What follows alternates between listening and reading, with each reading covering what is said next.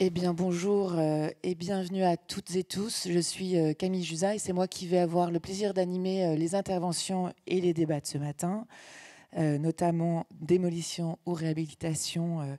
Faut-il choisir? Point d'interrogation. Puis ensuite, une séance spéciale un peu plus tard dans la matinée sur la démocratie participative et le renouvellement urbain.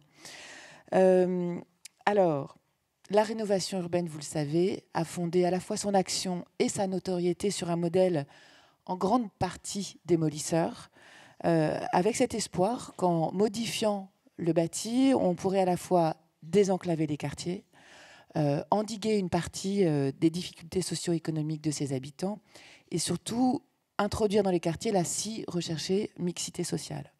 Alors, l'ère du ZAN et l'exigence de décarbonation viennent évidemment discuter ce modèle, au même titre que l'enjeu de préservation d'un patrimoine bâti, à la fois parfois architectural, mais aussi un patrimoine de logement social existant. Et puis, ce n'est pas la moindre des choses, il y a aussi cet enjeu de préserver des liens sociaux très forts dans ces quartiers. On en a beaucoup parlé hier. Alors, ce modèle cette image des bars et des tours qui tombent à coups d'explosifs reste, c'est vrai, une réalité dans de nombreux projets, mais il cohabite de plus en plus avec des réhabilitations et des restructurations lourdes. Elles sont de plus en plus nombreuses à l'échelle nationale et l'ANRU, évidemment, est de plus en plus ambitieuse à ce propos. Alors, ce que je vous propose, c'est de discuter de ces questions absolument passionnantes. On va essayer de ne pas trop opposer ces deux voies possibles. C'est vrai qu'il y a beaucoup de voix en ce moment contre la démolition en Europe. Elles sont de plus en plus vives. Donc on va essayer d'explorer toutes les facettes du renouvellement urbain comme modèle de transformation de la ville sur elle-même à l'aune de ces deux options, démolition, réhabilitation, qu'on, je le disais, on n'est peut-être pas obligé d'opposer, mais peut-être moduler localement, au cas par cas. Et pour débattre de ces questions absolument passionnantes, nous avons avec nous ce matin Jean-François Copé. Bonjour. Vous êtes le célèbre maire de Meaux, la ville la plus peuplée de Seine-et-Marne. Est-ce qu'on peut fermer la porte, s'il vous plaît? Excusez-moi. Merci. Donc vous êtes le maire de Meaux, qui est la ville la plus peuplée de Seine-et-Marne, avec 56 000 habitants, dont plus de la moitié, il faut le dire, 25 000 personnes, un peu plus de 25 000 personnes, vivent dans le quartier prioritaire de Beauval-du-Nant. 25 000 personnes, c'est énorme. C'est dans ce quartier qui date des années 60 que vous avez lancé de très profondes transformations depuis 2004, avec la démolition de près de 2000 logements dans la première phase. Et puis, le nouveau programme prévoyait, lui, la démolition de 1190 logements, avec pour objectif d'achever complètement la transformation de ce quartier en 2028. Avec nous aussi ce matin, Caroline Poulain, bonjour. Vous êtes, vous, architecte. Vous avez monté en 96 l'AUC, une agence d'architecture et d'urbanisme. Vous avez travaillé très tôt sur les grands ensembles, quand personne ne le faisait. Vous avez travaillé à leur rénovation. Vous avez travaillé et bataillé assez longuement à la rénovation de la Cité des Courtilières à Pantin, le fameux Serpentin d'Émile Aillot. Vous avez été la plus jeune équipe sélectionnée pour la consultation du Grand Paris, lancée par le président Sarkozy en 2008. Et vous avez reçu le Grand Prix d'urbanisme en 2021. Jean-François Copé, je viens de vous présenter à l'aune des démolitions de votre ville. C'est peut-être un petit peu dur de seulement vous présenter comme ça. J'aimerais que vous nous expliquiez votre expérience à Meaux, dans ce quartier de Beauval. Quand vous êtes élu en 95 à la mairie, quels sont les problèmes du quartier et pourquoi le programme de rénovation urbaine de 2004 vous semble être une opportunité gigantesque pour votre ville? Bien, d'abord, merci de, de votre invitation. Je suis très heureux, très honoré d'être l'invité de l'ANRU.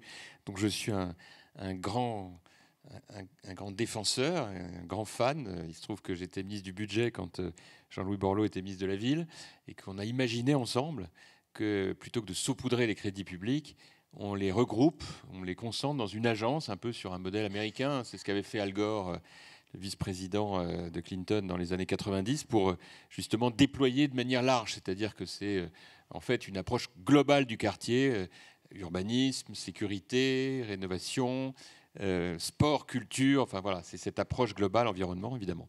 Et donc je pense que c'est la bonne méthode publique. Voilà. La deuxième chose que je peux dire en introduction, c'est que ce sont des sujets horriblement difficiles et que personne n'a la vérité révélée. Voilà. On fait comme on peut et du mieux qu'on peut face à des situations qui objectivement ne sont dans aucun manuel de droit public. Et moi je peux même vous dire, puisque vous me posez la question de comment je voyais les choses quand je suis arrivé comme jeune maire, c'est que j'avais été élevé au culte de l'État infaillible et même de l'ENA infaillible, et que lorsque j'ai pris mes fonctions de maire, j'ai compris qu'en fait, comme disait l'autre, en fait on ne savait rien et qu'il fallait essayer d'agir du mieux qu'on peut. La situation de Meaux, elle est intéressante et je la partage volontiers avec vous tous parce que vous êtes des professionnels et en fait, c'est un assez beau reflet de ce qu'est la réalité de la France de l'époque et d'aujourd'hui. Nous avions 56% de logements sociaux, hein, donc autant vous dire que la loi SRU n'est pas un sujet qui me réveille le matin. 56% de logements sociaux, dont 100% sur la moitié de la ville. Voilà. C'est-à-dire que dans les années 50, 60, dans l'urgence, les pouvoirs publics ont acheté des centaines d'hectares agricoles tout autour de cette ville de province qui était la ville de Meaux, qui avait 25 000 habitants, plutôt un peu bourgeoise, et qui accueillait les récoltes de toute la Brie au marché de Meaux depuis le Moyen-Âge. Et en urgence, on construit 20 tours, caravelles et bars. 20. Donc on a fait 3 quartiers, A, B, C. Une avenue centrale, il y avait le quartier A d'un côté, le quartier C de l'autre, le quartier B au bout, avec des caravelles, c'est-à-dire des colonnes centrales, avec 3 bars qui les relient, 15 étages, l'ascenseur qui s'arrête tous les 3 étages, 170 logements par caravelle, avec des noms assez sympas d'ailleurs, parce que le quartier C, par exemple, tout commençait par C, évidemment, donc vous aviez Chenonceau, Chambord, Cheverny. Donc vous avez devant vous quelqu'un qui a démoli Chenonceau. Chambord et Cheverny. Et puis à côté, un quartier créé pareil de toutes pièces, qui était le quartier de la Pierre-Collinet, tristement célèbre parce que gros problème de sécurité à l'époque, qu'on a rebaptisé Dunant. Et là, c'est pareil, vous aviez 6 bars et 3 tours. Là, c'était des fleurs, donc iris, genêt, hortensia, etc. Bon. Et un niveau de délinquance absolument inimaginable. Des tours qui en réalité se vidaient, c'est-à-dire que j'avais des taux de vacances assez importants parce que dès que les gens pouvaient partir, ils partaient. Tant la situation était immaîtrisable. Une caravelle, c'est tellement énorme qu'il n'y a jamais assez de policiers pour entourer au moment des livraisons de drogue qui viennent d'un département pas très éloigné qui est le 93. Voilà.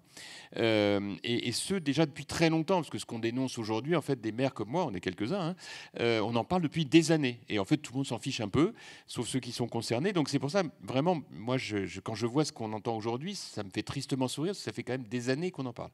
Et donc, quand vous êtes confronté à la fois à un problème de mal-vivre, de délinquance, de tension, et que vous comprenez que la situation de l'urbanisme en est la première cause parce qu'il n'y a pas un espace vert, il y a des bouts de petits city-stades dans lesquels c'est la loi du plus fort qui gagne.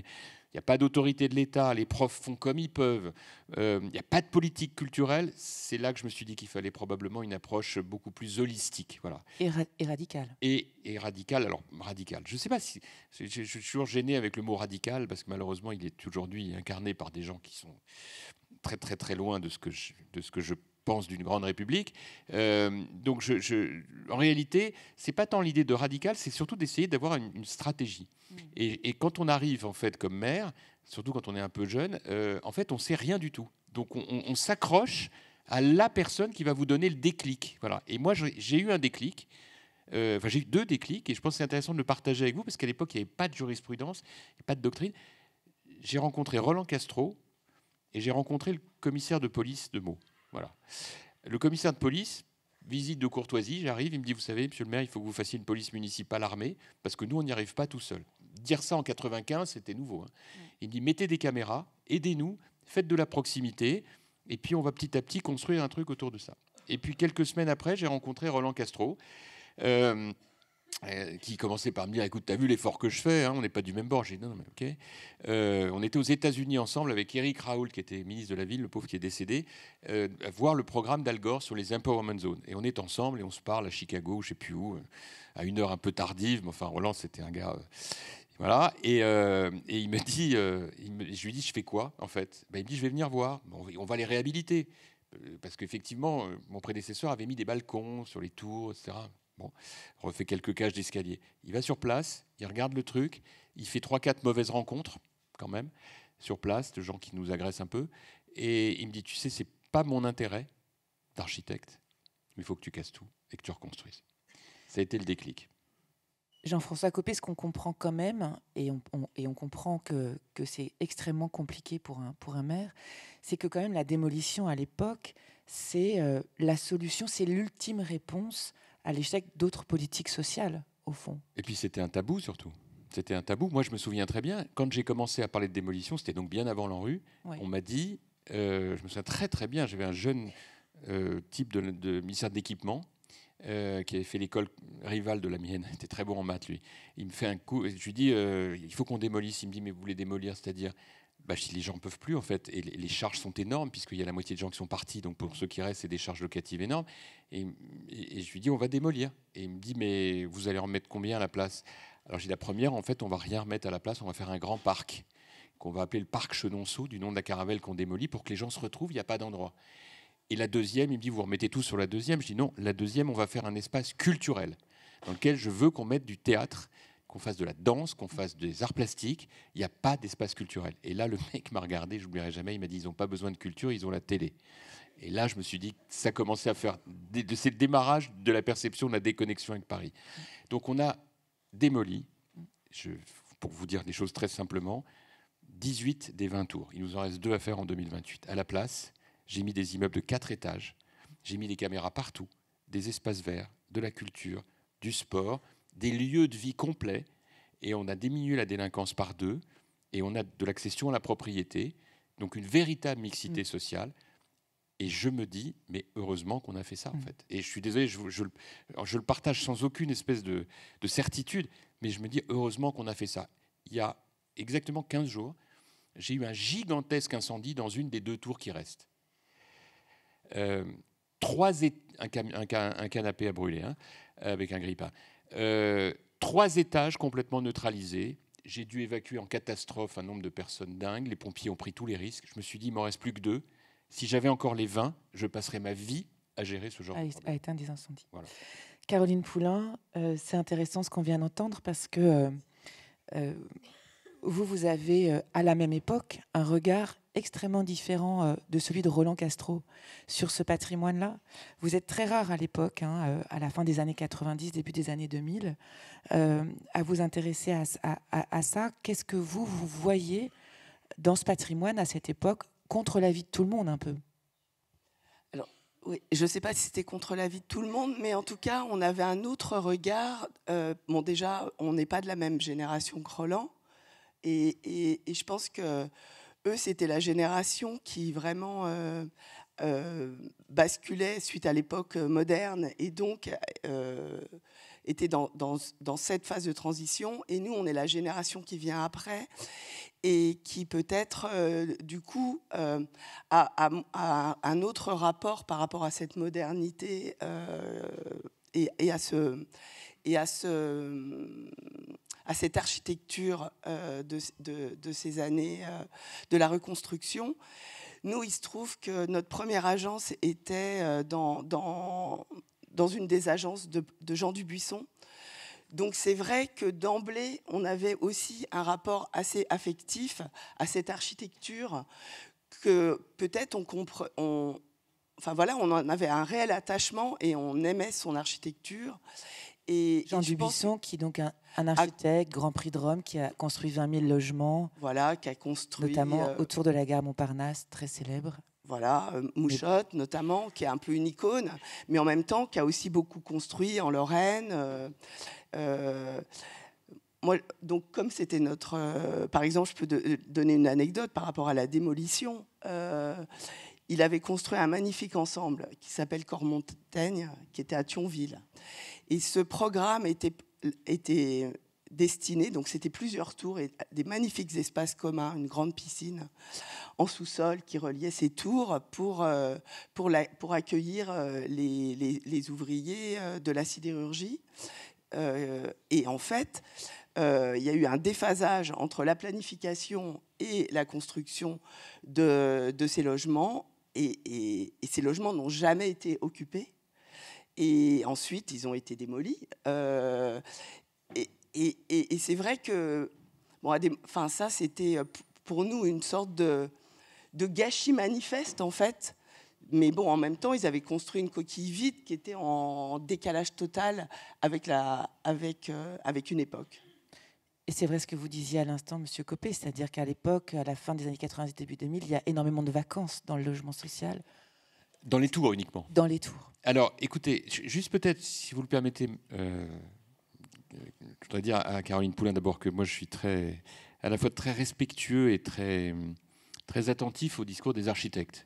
D'abord parce que quand on est maire, on est toujours passionné par les sujets d'urbanisme, ou alors il faut faire un autre métier, hein, quand même. Deuxièmement, parce que, en fait, le couple maire-architecte, si je peux me permettre cette formule, est majeur. Il n'y a pas pire qu'un architecte qui ne comprend pas ce que veut un maire, et il n'y a pas pire qu'un maire qui prend de haut un architecte. Voilà, pour le dire simplement. Mais il y a un effort à faire, parce que culturellement, on ne vient pas du même monde. Et je crois que c'est important de le dire, parce que sinon, il n'y a pas de discussion. Enfin, on peut avoir l'air de jouer les durs et de tout savoir, mais ce n'est pas vrai. On ne sait rien, en fait. Donc, on fait ce qu'on peut. Je vous le disais au début de mon propos. Mais il faut absolument que l'architecte se batte pour convaincre le maire que l'esthétique est majeure. Parce qu'il y a des maires qui sont d'abord préoccupés, parce qu'il y a tellement de choses à faire quand on est maire, il faut que je règle ce problème. Allez, vite, comment on fait ? Parce que j'en ai plein d'autres à faire. Et de l'autre, il faut que le maire convainque l'architecte que l'esthétique ne suffit pas et qu'en fait, derrière, c'est des milliers de gens qui vont y habiter et qu'il faut absolument concilier les deux. Voilà. Et ce point est absolument essentiel. Alors évidemment, vous allez me dire, mais enfin, vous nous prenez pour qui ? Évidemment qu'on sait qu'il y a des habitants.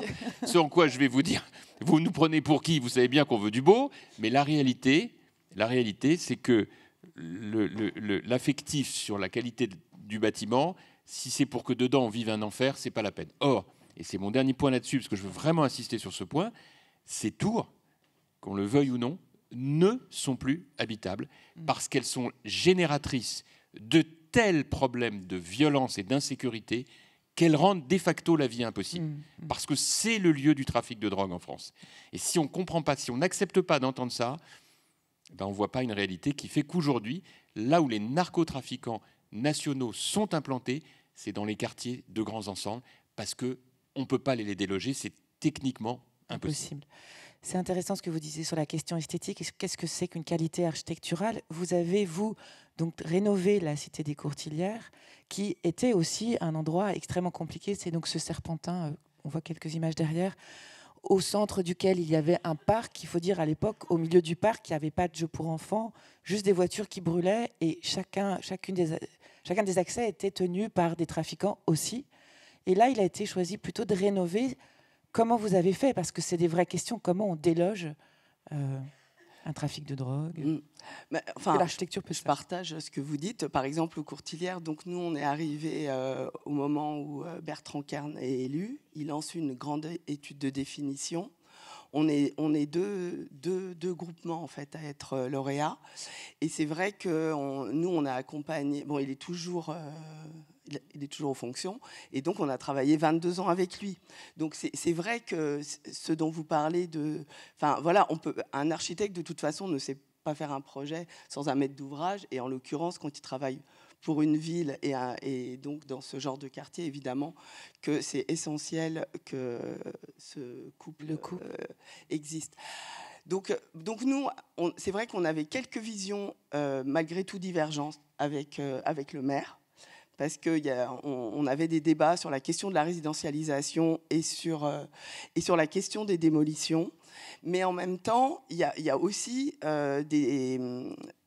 tout un travail qui s'est fait en lien avec aussi les communes limitrophes, parce que souvent, ces grands ensembles aussi, enfin là, je parle de Pantin, les Courtilières, c'est vraiment un grand ensemble qui est aux Franges, de Bobigny, d'Aubervilliers, de la Courneuve. Donc en fait, pour toutes les... Et la centralité de Pantin, elle est de l'autre côté du cimetière. Donc en même temps, il faut aussi... nous, ce qu'on a beaucoup expliqué aux maires, c'est que, en fait, l'idée de vouloir absolument relier parce que ça c'était une de ses idées, il voulait absolument mieux relier les Courtilières au centre de Pantin. Et en fait, nous, on a plutôt imaginé que ça c'était peut-être trop une abstraction et qu'il fallait mieux essayer de raisonner à la bonne échelle par rapport à cette situation qui est spécifique des Courtilières et où on a travaillé sur ce qu'on avait appelé à l'époque le grand quadrilatère, qui est une grande figure qui englobe 4 communes et pour retravailler toute la mutation d'un grand ensemble en lien avec les autres grands ensembles limitrophes, parce qu'il y avait aussi Côté-Bobigny, etc. Et il y a eu un petit...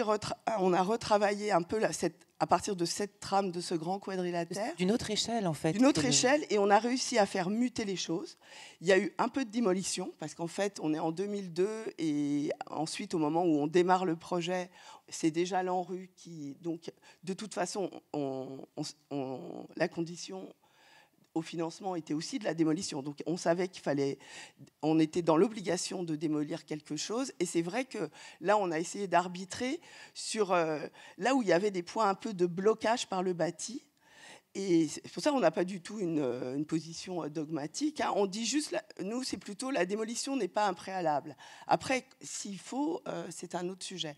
Et donc on a surtout transformé l'ancienne centralité qui, elle, bloquait un peu le système et les connexions.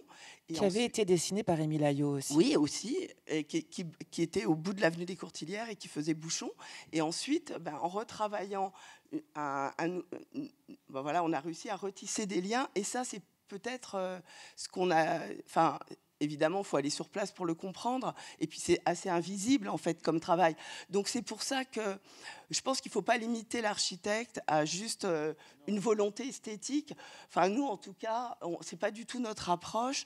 On essaie plutôt de comprendre de quelle situation on hérite et comment on peut partir des meilleurs, du potentiel pour aller vers une transformation douce et en s'appuyant sur l'existant. Voilà, au maximum qu'on peut. Mais après, comme vous dites, voilà, et puis chaque situation est très différente. Donc, la manière d'approcher un projet quelque part, par exemple, vous, à Meaux, c'est un cas très spécifique aussi. Quand on a la moitié de sa ville en logement social, c'est pas pareil. Et voilà. Comment... Jean-François Copé, justement, en fait, ce que j'entends, c'est que ce qui est important, c'est de faire des diagnostics très locaux pour prendre ces décisions. Comment vous, à l'intérieur du quartier, vous avez arbitré? Vous n'avez détruit que les tours et gardé systématiquement les bars? Et qu'est-ce que vous avez fait des bars? Non, c'est dommage. Si j'avais su, j'aurais proposé parce que je voyais que vous projetez, on aurait pu vous montrer le avant-après, parce que c'est assez spectaculaire. En fait, il y a une petite vidéo de l'ANRU qui est disponible. Ouais. Non. De toute façon, l'ANRU a tout, parce que moi, je fais tout avec l'ANRU, donc voilà. Petit rire satisfait de la salle. De la salle et du maire, surtout. Parce que je peux vous dire que sans l'ANRU, je ne sais pas comment on ferait. Non, juste une chose. Comme je sais qu'après, il y a des questions de votre part, j'avais envie de tester, de vous proposer une doctrine, en fait. Une espèce de 3-4 principes qui m'ont en tout cas guidé, parce qu'il faut beaucoup de méthodes. Il faut être très concentré sur ces sujets, parce qu'on ne peut pas se permettre de faire de la fantaisie. Ce n'est pas un truc qu'on fait en amateur quand on a 2 heures à perdre le dimanche. C'est vraiment un travail qui nécessite vraiment une approche globale. Donc moi, je vous proposerai volontiers quelques principes. Point numéro 1, sauf exception, il faut casser les tours pour mettre à la place des immeubles de 4 étages. Et en fait, les tours ont une emprise foncière tellement grande qu'on a la place de reconstruire des immeubles de 4 étages au logement près. Parce que ce que vous avez oublié de dire, vous avez dit que je démolissais.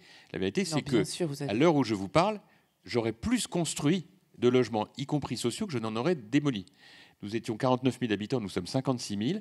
Et j'ai, en réalité, en valeur absolue, plus construit que je n'ai démoli. Bon. Mais, je pense, tout ce qui est tours, caravelles et bars, je pense qu'il vaut mieux les démolir et les remplacer par des immeubles de 4 étages. En revanche, ce qu'il faut réhabiliter et rénover, ce sont les immeubles de 4 étages anciens sur lesquels il faut faire un travail de résidentialisation et d'amélioration. Parce que la vie quotidienne dans un immeuble de 4 étages, 5, est une vie quotidienne qui est tout à fait améliorable. Parce que la conception même d'un immeuble, ce n'est pas celle d'une tour. Et une tour de logement social, quand elle se multiplie, vous ne pouvez pas en maîtriser la qualité de vie. Donc elle se vide et on arrive au problème que j'évoquais. Donc point numéro 1, on démolit ce qui est tours, bars et caravelles. Point numéro 2, on réhabilite massivement ce qui est des immeubles à taille humaine. À la place des tours et des bars, on reconstruit des immeubles de 4 étages avec des espaces verts. Et naturellement, on met de l'accession à la propriété, y compris de l'accession sociale à la propriété, en plus des logements sociaux. Et enfin, le tout avec une vision de quartier. Et ça, c'est un point essentiel. Ça n'a de sens que si ça se met dans une logique de quartier. Et là, l'idée, c'est de faire premièrement de la sécurité, sinon ça ne peut pas marcher, c'est le préalable. Donc moi, j'ai mis massivement des caméras partout et on a des taux d'élucidation 2 fois supérieurs à la moyenne nationale. On a diminué la délinquance. Et deuxièmement, de la culture, du sport et de l'emploi. Voilà. Et avec ça, vous avez une approche globale qui n'est plus la même dans le rapport à l'espace. Évidemment, ça soulève 2 questions qu'on va aborder.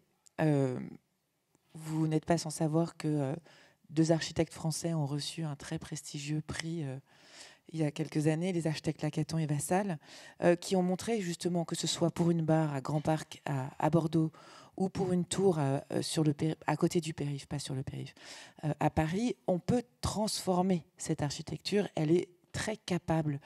Caroline Poulain, qu'est-ce que vous pouvez nous dire sur... Là, on vous entend, pas de barre, pas de tour. Quelles sont les valeurs de certaines de ces tours et ces barres qui peuvent vraiment être non pas seulement vivables ou habitables, mais même désirables?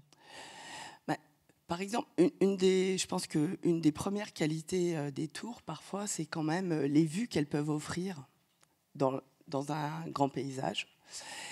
Et après, l'autre chose, c'est que finalement, comme la tour occupe moins un impact par rapport à un nombre de logements moins important sur un terrain, on peut aussi travailler à une meilleure ouverture des sols et donc quand même, parce que ça aussi c'est une chance, ces tours, puisqu'elles arrivent à, dans un minimum d'impact d'imperméabilisation, offrir le maximum de logements avec aussi des qualités. Par exemple, aux Courtilières, tous les tripodes, il n'y a eu aucune démolition de tripodes et à ma connaissance, ils ne sont absolument pas vides. Alors, bon, c'est parce que peut-être c'est Pantin et que c'est à côté du métro, etc. Et puis que le cadre est devenu quand même, enfin voilà, est très, enfin voilà, tout a été quand même... tout l'espace public a été comme réhabilité aussi lui-même. Ça a été notamment le travail qu'on a engagé. Mais, et par exemple, pour revenir au travail de Lacaton Vassal, nous actuellement, on travaille aussi sur une de ces tours de Lopez, donc des tours un peu prototypes, hein, avec des murs de refend. Mais on se rend compte qu'en travaillant sur ces typologies, on peut aussi...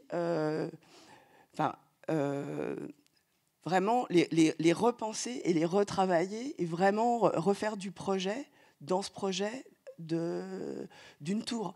Donc, je ne pense pas qu'il y a un systématisme. Enfin, je veux dire, la tour en soi n'est pas forcément, de mon point de vue, hein, forcément, au contraire, elle a un potentiel. La tour des Poissonniers, donc nous, c'est un peu la petite sœur de celle qui a été transformée par Anne et Jean-Philippe, parce que donc Lopez a fait ses tours prototypes dans le nord de Paris, mais aussi à Berlin, etc. Il y a un prototype.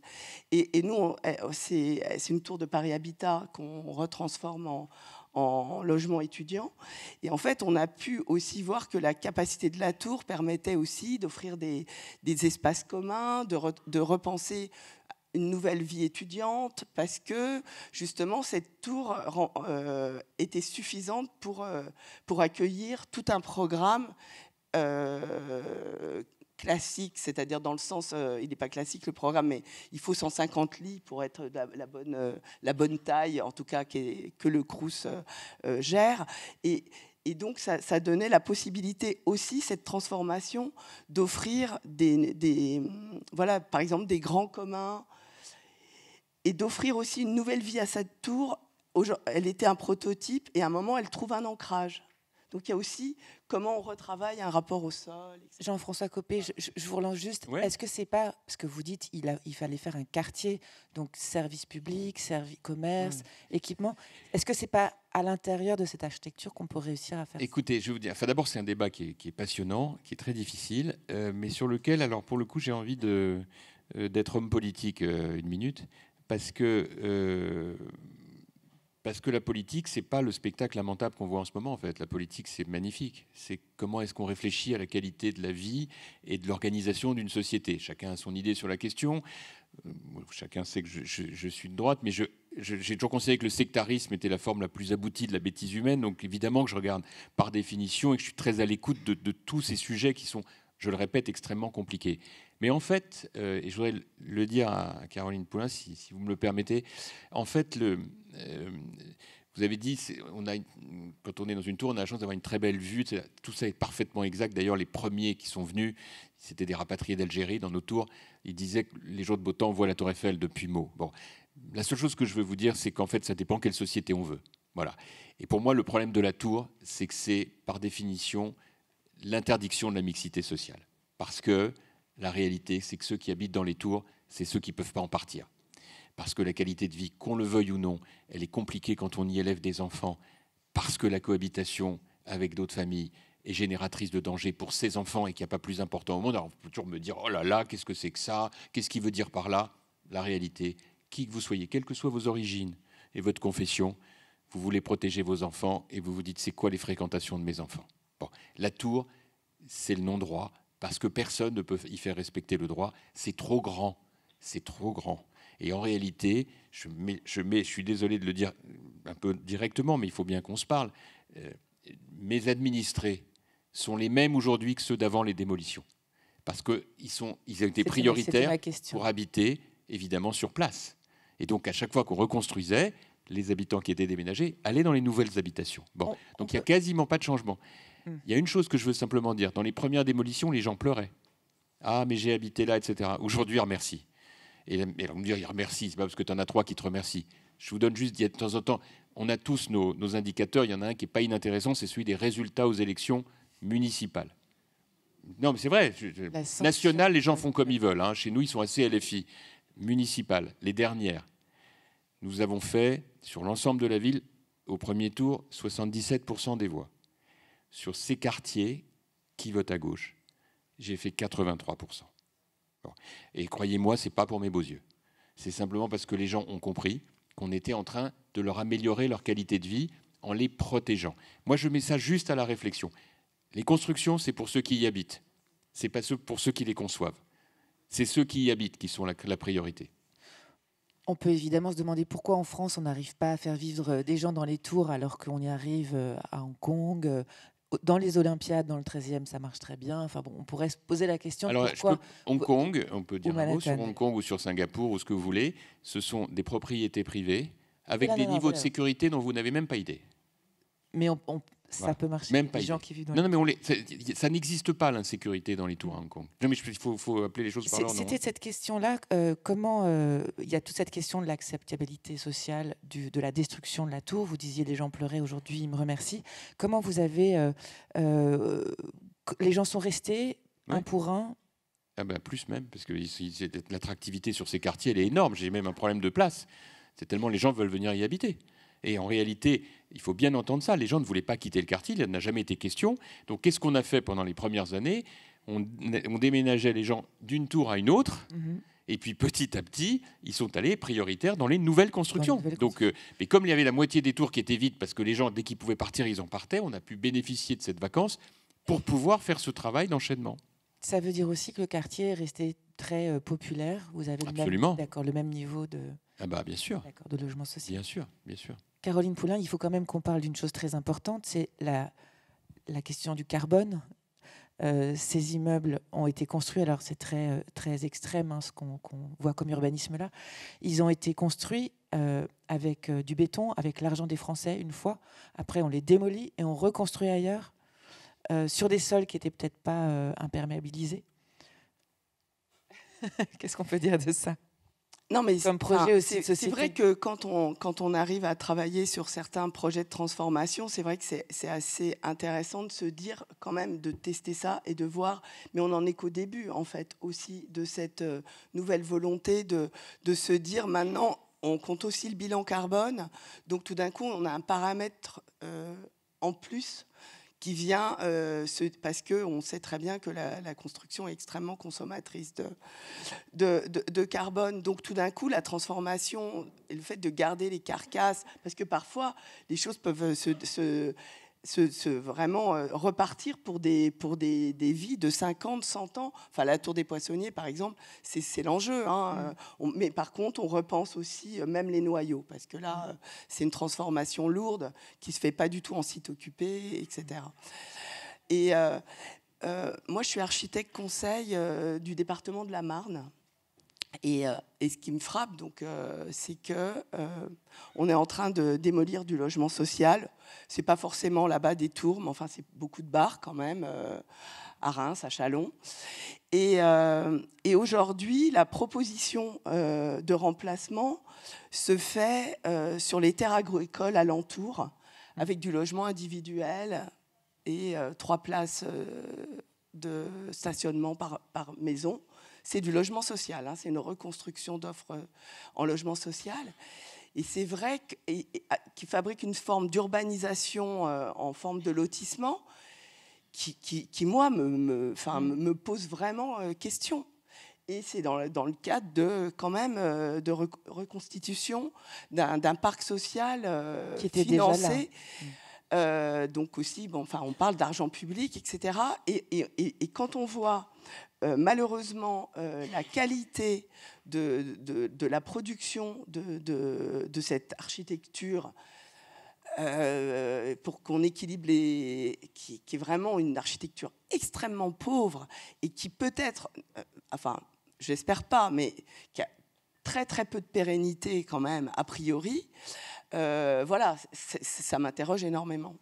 Jean-François Copé, comment vous avez reconstruit justement? Parce que c'est vrai qu'on a vu aussi fleurir dans les reconstructions des choses dont on voit déjà, au bout de 20 ans, qu'elles ne vont pas forcément tenir très longtemps. Ah bah, je sais pas. Enfin, moi, personnellement, on n'a pas fait la maison des 3 petits cochons. Enfin, nous, c'est des vrais immeubles avec des vrais matériaux qui tiennent. Enfin, des vraies fenêtres, des vrais gens. Enfin, tout est vrai. C'est pas. Alors, il paraît que la paille, ça tient.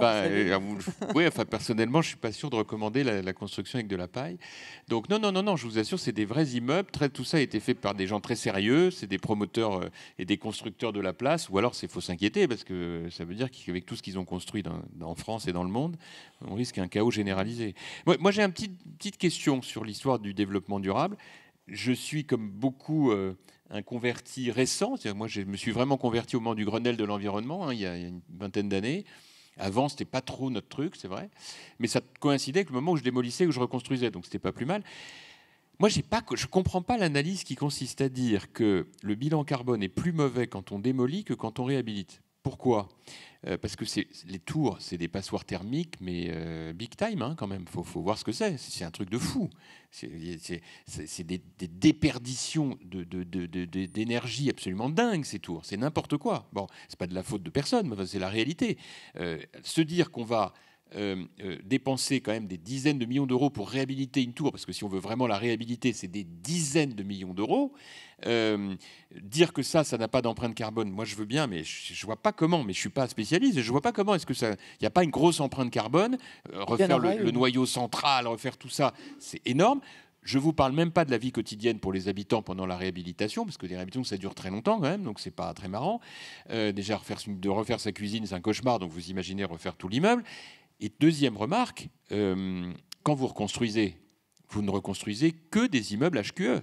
C'est-à-dire que tout est à haute qualité environnementale. Nous, on fait même maintenant des immeubles intelligents. C'est-à-dire qu'on a des systèmes, on est très exigeant vis-à-vis des constructions. Nous, on a la chance d'être chauffé en géothermie, donc tout est relié à la géothermie. Enfin, je veux dire, nous, on a pour le coup, nous, on a un bilan carbone vraiment assez remarquable. Donc, Moi, je n'arrive pas à comprendre comment est-ce que ça peut être un argument discriminant entre démolition et réhabilitation. On peut avoir d'autres arguments, mais celui du bilan carbone, je pense qu'une réhabilitation d'une tour, ça coûte une fortune. Et en bilan carbone, je ne vois pas comment on peut être gagnant. C'est ça que je pose, hein, simplement. Parce que les constructions nouvelles aujourd'hui répondent à de telles exigences de normes qu'à la fin, on s'y retrouve. Hein. À la fin, on s'y retrouve. Caroline Poulain, comme peut-être Pardon ? Non, peut-être Oui. une réponse sur la question du coût. Non, mais de toute façon, transformer n'est pas moins cher mais n'est pas non plus forcément plus cher. Donc, mais après, c'est vrai que ça coûte pas zéro de transformer un bâtiment et de le mettre à ces fameuses normes. Mais en même temps, c'est pas la même attitude. Nous, on a transformé 2 tours de bureaux à Bruxelles, dans les quartiers nord. Et notre première idée, c'était qu'on allait vraiment pouvoir garder les noyaux, mais on gardait aussi les planchers. Or, il s'est avéré que les planchers avaient tellement joué, c'était affaissé. Donc, finalement, il a fallu démolir les planchers dans la transformation lourde de ces bureaux. Et là, on a appelé une boîte du Luxembourg. Bon, c'était une grosse opération. Hein. Et il y a une boîte du Luxembourg qui est venue et tous les bétons qui servaient à la démolition des planchers étaient réutilisés pour refaire. Donc, ça veut dire qu'on peut aussi réfléchir à des pratiques aussi des nouveaux modes de faire. En fait, c'est tout ce potentiel-là qu'il faut aussi creuser. Et sinon, j'avais un autre exemple quand vous parliez de... Nous, on a beaucoup travaillé avec Gérard Collomb à Lyon, à la Part-Dieu. Et toutes les tours à la Part-Dieu, bon, il y avait les nouvelles tours qui étaient en train d'émerger, mais il y avait aussi tous les anciens bâtiments, très énergivores, blablabla. Et ben, on a fait quand même tout un travail aussi pour retransformer et garder ces bâtiments des années 70 et les remettre aux normes. Alors souvent, ça se traduisait par plus de densification, parce qu'en même temps, pour se payer effectivement le prix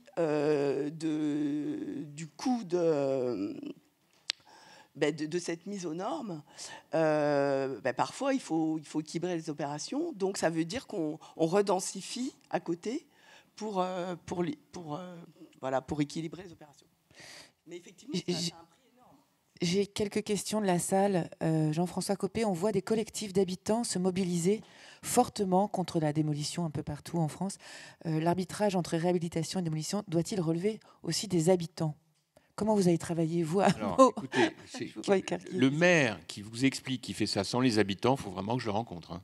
Ça m'intéresse. Ça me fait marrer d'ailleurs parce que comme les députés ne peuvent plus être maires, puisque les maires et les détenus sont les 2 catégories de Français qui ne peuvent plus être députés. C'est un truc quand même improbable. Et donc, comme les députés sont plus maires, j'en vois qui sont déjà en train de dire oui, il y a même des maires qui sont détenus. Voilà. Vous nous avez tendu la perche. Pas tous, si vous saviez ce qu'on vit. Donc les députés compensent, parce que en fait, un député, ça ne voit pas un Français. En fait, personne ne va voir son député. On va voir le maire, parce que quand le Français, enfin le citoyen quel qu'il soit d'ailleurs, vient voir son député pour lui demander un logement, lui parler d'un problème de violence dans un quartier, lui parler d'un stage pour son fils ou je ne sais quoi, le député dit je vais écrire au maire de votre commune. Voilà. Donc très vite, le Français comprend, le citoyen comprend qu'il faut aller voir le maire directement. Donc les députés ne voient plus personne. Donc ils compensent, comme toujours dans ces cas-là, par une certaine forme d'arrogance. Je dis ça parce que moi, en matière d'arrogance, j'ai été très longtemps champion du monde, donc j'en parle de manière très détendue. Et je peux vous dire que je vois la différence, c'est-à-dire que les gars, ils vous expliquent la vie quand même. Hein. Et donc ils font des lois dans lesquelles ils vous disent il faut que les maires consultent leurs concitoyens. C'est-à-dire comme si on pouvait imaginer, mais moi j'abats un arbre, je fais une réunion de quartier, donc c'est pour vous dire l'état des lieux. Donc moi, le coup des collectifs qui viennent manifester pour refuser la démolition d'une tour, ça me fait un petit peu sourire. Voilà, je vous le dis, j'y crois pas une seconde. Ou alors c'est que c'était tellement mal présenté qu'effectivement, il y a d'autres sujets. La réalité, c'est que les gens, ils le demandent. Pourquoi ?